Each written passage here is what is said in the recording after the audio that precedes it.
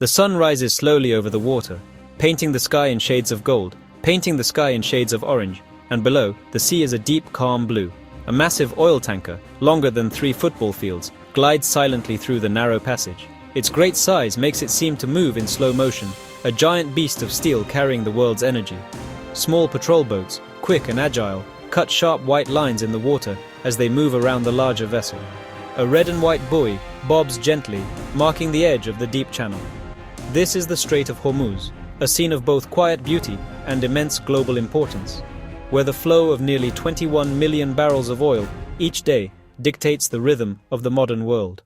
To understand the power of the Strait of Hormuz, one must first understand its location: Persian Gulf, Gulf of Oman, Arabian Sea, Indian Ocean. On a map, it looks like a small pinch point. On one side, Iran. On the other side, Oman, the Muzandam Peninsula. The Muzandam juts out like a finger toward Iran. That geography puts the strait directly between the two nations. The strait is remarkably narrow, about 21 miles at its tightest. The shipping lanes are even narrower. Each lane is just 2 miles wide, separated by a 2-mile buffer. That leaves very little room for error. All ships, no matter how large, must navigate this confined space carefully. This physical constraint makes the strait a choke point, the only seagate in and out of the Persian Gulf. The true significance of the Strait of Hormuz is best understood through its staggering numbers. Every day, an average of 20 million barrels passes through this narrow channel. That is approximately 1/5 of the entire world's daily oil consumption. This single waterway moves the energy people use for transportation, electricity, and manufacturing. It is the most important oil transit choke point on the planet, a title it has held for many years. About a quarter of all seaborne oil must pass through the Strait of Hormuz. Major producers like Saudi Arabia, the United Arab Emirates, Iraq, and Qatar rely on this route to reach global customers. The vast majority heads east. An estimated 84% is destined for Asian markets. Japan, South Korea, and India are major importers. About 1/3 of China's imported oil comes through this strait. This reliance links the strait's stability to Asia's economic health. A disruption here becomes a global issue for governments, businesses, and markets everywhere. The delicate balance in the Strait of Hormuz was shattered in the final days of February 2026. On February 28th, a joint military operation by the United States and Israel resulted in the death of Iran's supreme leader, Ali Khamenei. Shockwaves spread across the region and the world. On March 2nd, Tehran officially announced the Strait of Hormuz was closed to all maritime traffic. The IRGC issued stern warnings, prohibiting vessels from attempting passage. The effect was immediate and dramatic. Ships began to anchor outside the entrance to the strait. The constant flow of tankers came to a sudden halt. Traffic dropped precipitously. Initially, tanker traffic fell by about 70%. Over 150 ships were forced to drop anchor, waiting in uncertainty. Within days, traffic slowed to almost zero. Iran's closure was a retaliatory statement, backed by credible threats. For shippers and insurers, the risk became unacceptable. Days later, Tehran said the closure would be selective.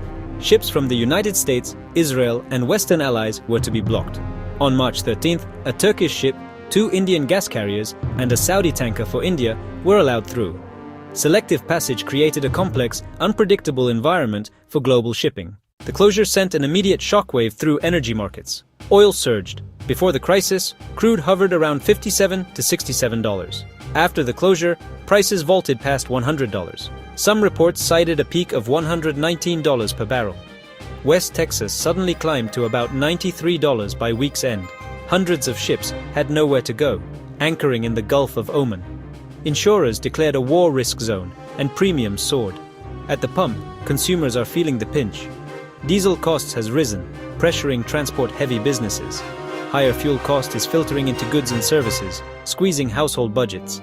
Numbers on the pump screen is becoming tangible pain worldwide. The human cost and physical dangers. Warnings were followed by direct drone attacks on vessels. On March 11th, a Thai cargo ship, Mayuri Nari, was struck in the strait. The vessel was set ablaze, fire and smoke across the water. 20 crew were rescued, 3 went missing. Search operations combed the sea through the night. According to the IMO, at least 10 vessels were attacked within 2 weeks. At least 7 seafarers were killed. Lives lost among people simply doing their jobs. The strait turned from a commercial artery into a front line. Anchored crews faced fear and uncertainty. Thailand issued a strong protest. Outrage spread internationally. Rescued sailors would likely need psychological support. Owners hesitated to commit crews and multi-billion-dollar assets into a war risk zone. Safety and financial risk aligned to halt traffic. Images of fire and casualty reports underscored a brutal reality. This was an active conflict zone. This was devastating on a very personal level.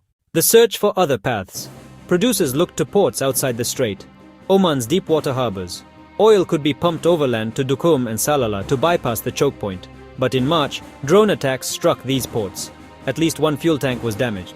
Soha fell into an insurer war risk area. Costs spiked. Pipelines helped. Saudi's east-west to Yanbu and Abu Dhabi's line to Fujairah. But capacity couldn't match Strait volumes. The shortfall was about 12 million barrels per day. There was no easy substitute. Beyond oil, gas and fertilizers. About 20% of global LNG transits this strait. Qatar depends on it. Around 1/3 of global seaborne fertilizers, about 16 million tons, passes here. Disruptions hit the poorest hardest. Farmers rely on imports for yields. Shortages can shrink harvests, raise prices, and risk hunger and unrest. A single choke point ripples across electricity, heating, and food. The well-being of millions is connected to open sea lanes. Global stability depends on keeping these arteries secure. March 2026 offered a hard lesson. A small line of water can hold the global economy hostage. Oil prices surged, shipping stalled, and essential supplies were threatened. Remember the facts: 20 million barrels per day, roughly a quarter of seaborne oil. Solutions demanded escorts, selective corridors, and hard diplomacy. In a world so connected, keeping this choke point open remains everyone's concern.